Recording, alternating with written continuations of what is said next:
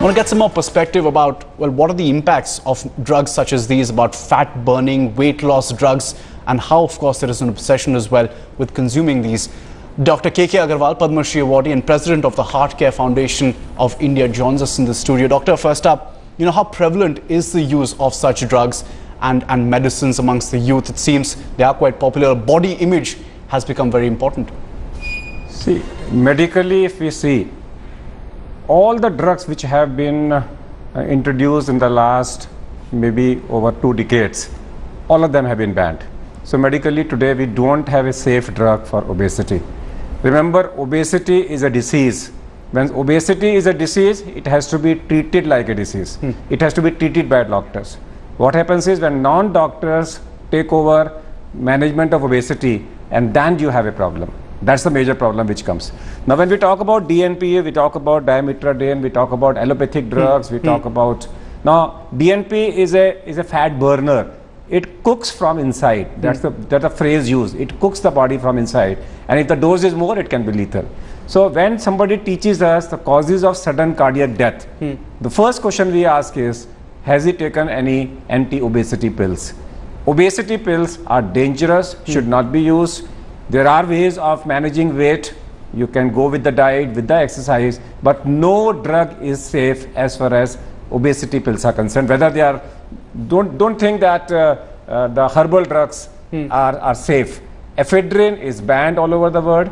28 deaths have been described with ephedrine. Now the question is that in India, ephedrine is freely used by Ayurvedic doctors. In China, it originated from Chinese herb.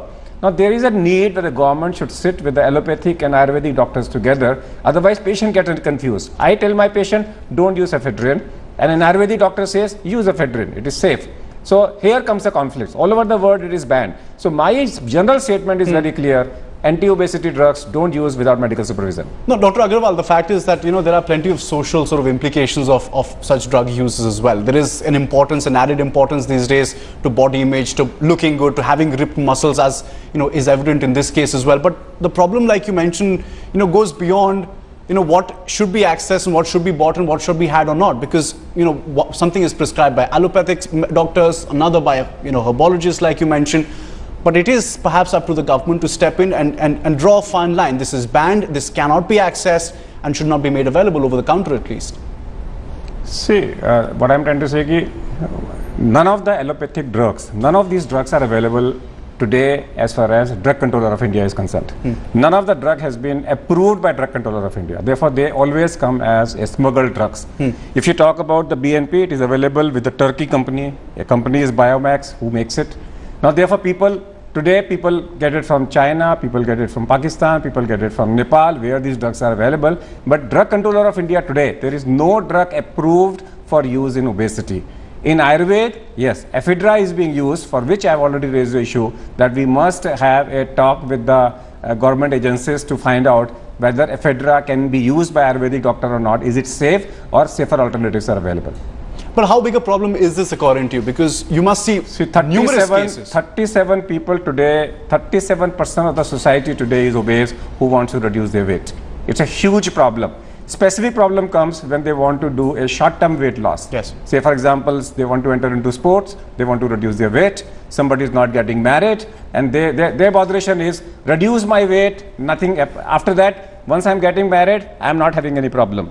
Now, this drug DNP is labeled as a drug which reduces 12 pounds in 8 days. And that's, people get attracted. They say, so what? And they feel that sudden death is uncommon. I'm not going to be the one who is going to get affected.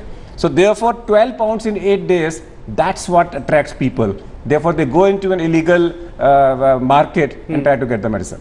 Well, Dr. Aggarwal, in fact, calling DNP a drug which burns you from inside, that's how severe the impact of this drug actually is. Cook from inside, not burn. Cook you from inside. It cooks the body, and if you take more dose, the whole body is cooked. And you have enough evidence as well to establish that the kind of impact that this drug actually has. But how many cases in the recent past have you seen, especially of young people as well, who are so obsessed with their body image that they want quick fixes to weight loss programs? Say, when we talk about US, you talk about 68 deaths. You talk about with ephedra 28 deaths. Just multiply them 5 to 6 times in India, and that will be the number of deaths. In India, these deaths, people don't bother about it. But every year we see people dying in school, sudden death. Either they die of sports or they die of these drugs, we don't know. But we do see every year cases happening in school age and in college where students die suddenly. And therefore, it is very important for the teachers and the parents to make sure that obesity drugs are not taken by the students and by the college-going students. Well, at this stage, certainly this is a problem which needs urgent redressal. Dr. Agarwal also pointing out. Now, you talk specifically about DNP, which isn't available usually, as pointed out by Dr. Agarwal, over the counter. But, you know, it is accessed, it is manufactured by various countries and companies also sold over the internet. Now, you talk about the specific case as well, where this youngster was able to perhaps procure it despite, well, warnings being issued from the university at which he was studying. And in fact, going on to praise DNP as well and its impact. Now, this wasn't a person who was obese, and that is the thing. There is such a high importance associated these days to body image. You have plenty of youngsters hitting the gym, which is fine, but there has to be everything done in a controlled manner. In fact, AMINDER Singh, fitness consultant, also joins us now. He's, of course, with Fitline India. AMINDER, you know, you deal with a lot of youngsters. You know, there is, of course, a lot of importance paid these days to how you look, you know, how you project yourself. Everybody wants those ripped muscles. How do you see this, you know, impacting? How many of these youngsters come into, you know, your workout centers, your gym, say, you know, I want muscles quicker? I say 99. Well, and that's a wrong figure. And that's actually increasing at a very alarming rate now. And the poor part is that we are helpless with that thing. See, more important is not only people wants to reduce weight, there are equal number of people who wants to become Salman Khan. So that should not also be forgotten. No, but that is fine as well. I mean, I'm sure, because, you know, someone who's involved, you know, in this process, having a good body is fine, but, you know, doing it the right way, doing it in a way which will last you longer, which will make you healthy, and not just, you know, make you look better is the point here. You see, the point is, like, you know, the shortcuts, everyone is going ahead with the shortcuts. You know, if you just go towards your schooling size, you know, everyone crosses to that, the preparatory schools in a first and second, and heads towards the 10th class. You know, when you're entering inside a gym, fitness center, you're not even knowing the A of that thing, and you are heading towards something to, you know, take a degree of some doctorate. You know, in the first week only, a lady enters inside a gym and asks me for the first stage, kitna time lagega mere ko weight reduction mein? You know, that's actually the wrong part of that thing. So that has to be taken into consideration, that when you are starting with any exercises or something, the initial part is just go for education system of that thing. Why are you doing it? What is going to help you? Maybe just go Google and search of whatever you are going to take it. So when I say obesity is a disease, I'm very clear about it. Obesity are of two types. One will be a fat obesity, one will be a carbohydrate obesity. The one which is prevalent in India, associated with pot belly obesity, is a carbohydrate obesity. You are sensitive to refined carbohydrates. And in both obesities, treatment are different.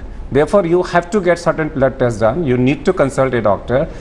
Make your average that how much weight I need to reduce. Then you can go to a weight expert. But if you are going to ignore a medical doctor, you may end up into problems. And that's the thing, that this is a very complex issue. It's not only about, you know, losing weight and hitting the treadmill. Perhaps you have to identify what is going wrong, the kind of foods that you can eat or cannot eat, consult a doctor and take the right way forward. But, you know, AMINDER, speaking specifically about this youngster in the UK and from Hyderabad, 18-year-old, you know, ripped muscles already, boasting, you know, how he's got these muscles going, which is fine, again, we say it. But this is not someone who's fat, this is not someone who's obese, but the pressures which seem so heavy on these youngsters, which you might also interact with, well, to get that bodybuilding muscle, to get the Bollywood looks, if you will, and, you know, and get it quicker as well. That is the problem. But how do you identify it? I mean, from 10 years ago, now you've got so many more gyms, you've got so many more, you know, small fitness centers which have opened in XYZ area.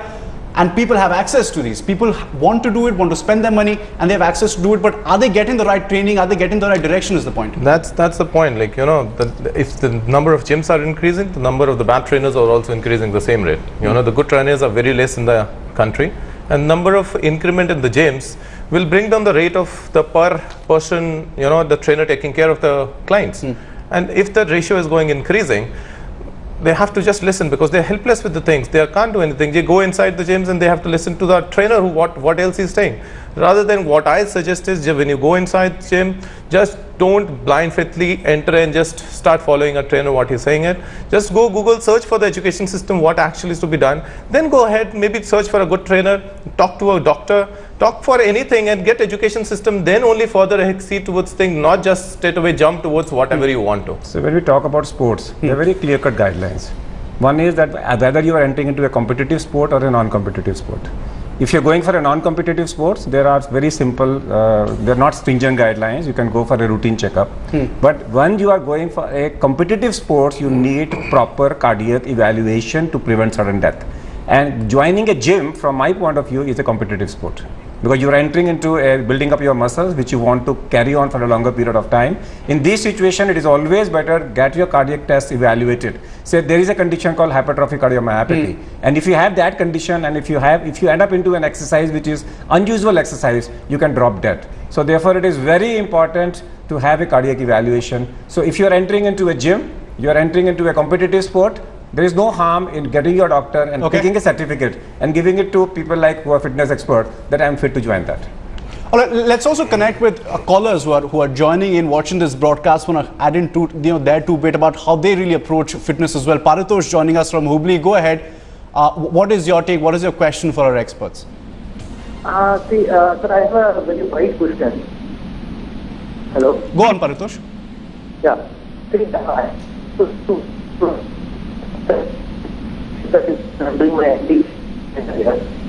That line isn't quite clear. We'll try and connect with more callers. Quick break at this stage. We still have AMINDER and Dr. AGGARWAL with us. We'll continue this broadcast in just a moment. Do stay tuned.